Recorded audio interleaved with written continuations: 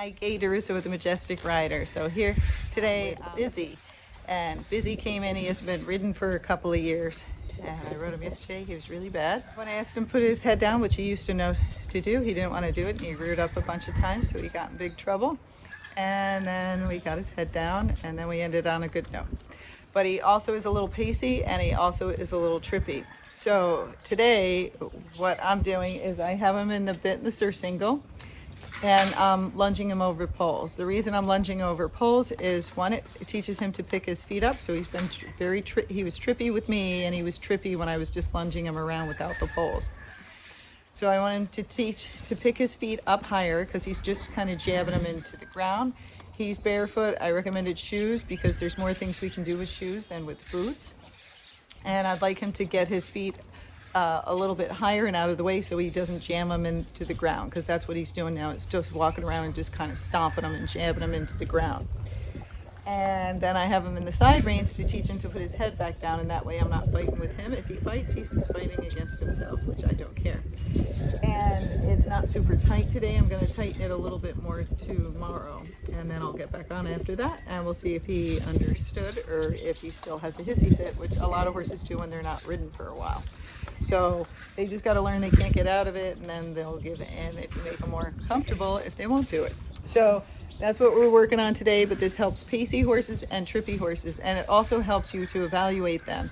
He did pretty good. I lunged him around once at his flat walk, and now I'm going to go the other direction so you can watch, and then we'll see if we can get him to go a little bit faster and gait over it as well. But what it helps you to evaluate is every day you're doing this, the horse should get better, not worse. If they're getting worse or they're constantly hitting those poles, you should get them tested for EPM or have their neck checked, x-ray their feet, make sure something else isn't going on with that. But so far, now that I put the poles out there, he is much better. Let's see, because we don't want to ride trippy horses, so we'd rather teach them to pick their feet up higher, but somebody has to teach them, right? Okay.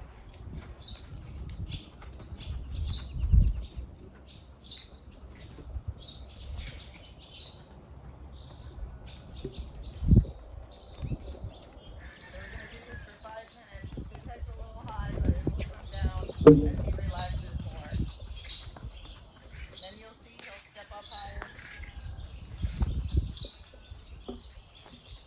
And he'll start doing better with the poles. You make it small enough, then you can just turn around and you don't have to move much. I keep leaning this stick to keep him going. I don't want to crack it because I don't want him to go too fast. So I just keep making energy. If I stop, this horse stops. So I have to keep going.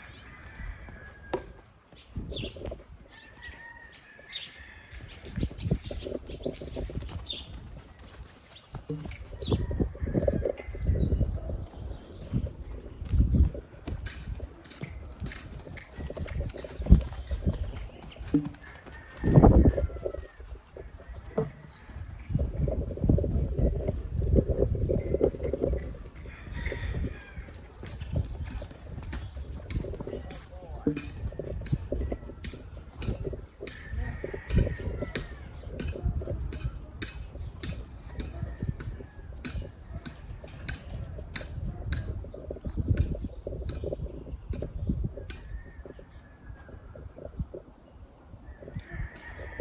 you'll see when I'm done, I immediately unhook the side reins. I want them to tuck his nose in a little bit more, but I want to start with light pressure, and then tomorrow I'll add more pressure.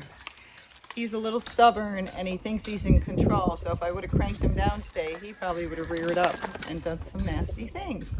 So we don't want to bring that out if we don't have to. But tomorrow I'm going to add a little bit more pressure to it. When he walks and he just walks without the poles, he jabs his feet into the ground. You'll see a lot of dust flying, in case you couldn't hear what I was saying.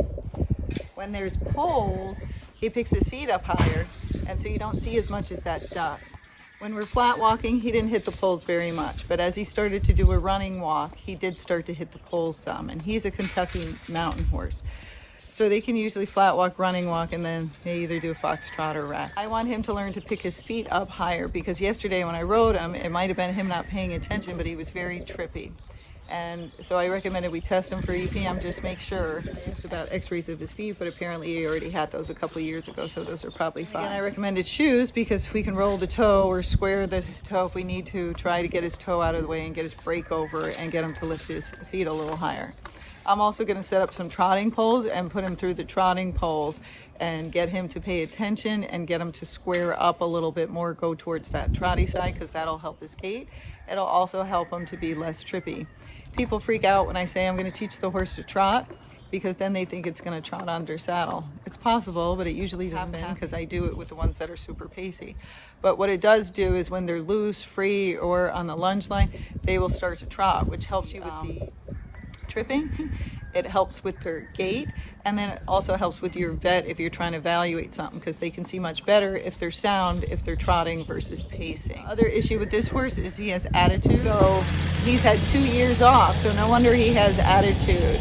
Now, maybe he was well behaved before that, maybe he wasn't, because I'm very particular about behavior. So when I asked him to do stuff yesterday, he was like, no, I'm not doing it. And he put up a pretty good fight saying, I'm not doing it. Well, he ended up doing it, and then he ended up being tied up for a couple of hours just standing there. So he had a lot of time to think about it. And then you saw when I tried to pull him in there, he didn't want to go. That's okay. Lots of horses do these things, so it's good that you see it. If they won't go and I'm pulling them, I just turn around and tap them with that stick. If they still won't go, I'll hit them harder. And if that won't work, I'll just back them wherever I want to go to.